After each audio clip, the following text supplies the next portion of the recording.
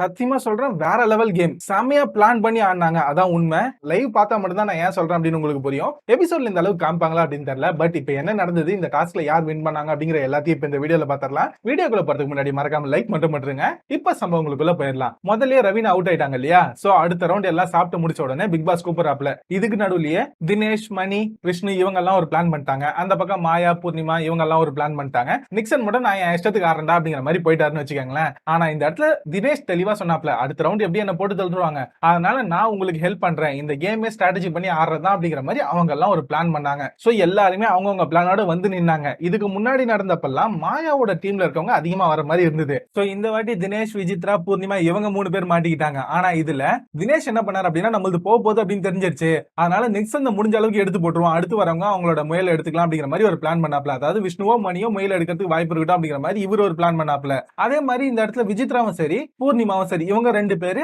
அங்க இருக்கக்கூடிய தினேஷ்ட முழுசா கலைக்கலாம் அப்படிங்கிற மாதிரி பிளான் பண்ணிட்டு இருந்தாங்க. அப்புறம் வந்து விசித்ரா மாறி போயிட்டாங்கன்னு வச்சுக்கோங்களேன். பட் இந்த டாஸ்க் முடியறதுக்குள்ள விசித்ராவும் சரி, தினேஷும் சரி அந்த டேபிளுக்குள்ள வந்திருக்க மாட்டாங்க. அதனால இவங்க 2 பேர் அவுட் ஆயிருப்பாங்க. ஆனா இதுக்கப்புறம் தான் கேமே டோட்டலா மாறிச்சு. தினேஷும் விசித்ராவும் அவுட் ஆயிட்டாங்க இல்லையா?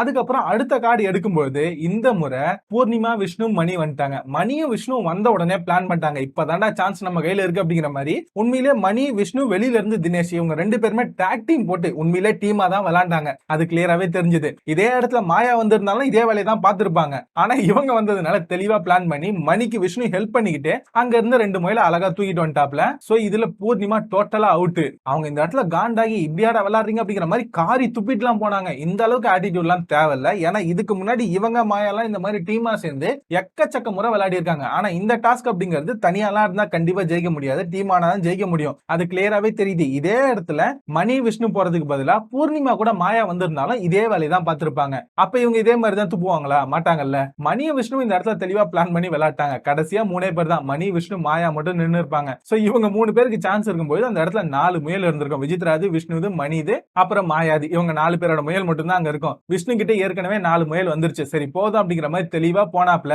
மணிது இருந்தது இல்லையா? அந்த முயலை மட்டும் எடுத்து வச்சுட்டு இவர் பாட்டுக்கு வந்து நின்ட்டாப்ல. மாயா ரொம்ப கஷ்டப்பட்டு எப்படியாவது விஷ்ணுவை காலி பண்ணி அவனோட மொத்த முயலையும் வாங்கலாம் அப்படின்னு ட்ரை பண்ணிருப்பாங்க. ஆனா மணியும் அதே இடத்துல தான் நின்னாரு. கடைசியா நம்ம இந்த முயலை எடுத்துட்டு போயிடலாம், இல்ல அப்படின்னா மாயாவை எடுக்க விடக்கூடாது அப்படிங்கறதுனால அந்த கல்ல தூக்கி இவரோட குடியில மறைச்சிக்கிட்டாப்ல. அது மாயாக்கு தெரிஞ்சிருச்சு. அதனால மாயாவால இந்த இடத்துல ஜெயிக்க முடியல, டைமுக்குள்ள உள்ள வரவும் முடியல. மணி நினைச்சிருந்தாரு அப்படின்னா கேமுக்குள்ள வந்திருக்கலாம். பட் மணியோட முயல் வந்து இந்த சைடு விஷ்ணு கிட்ட இருந்தது இல்லையா?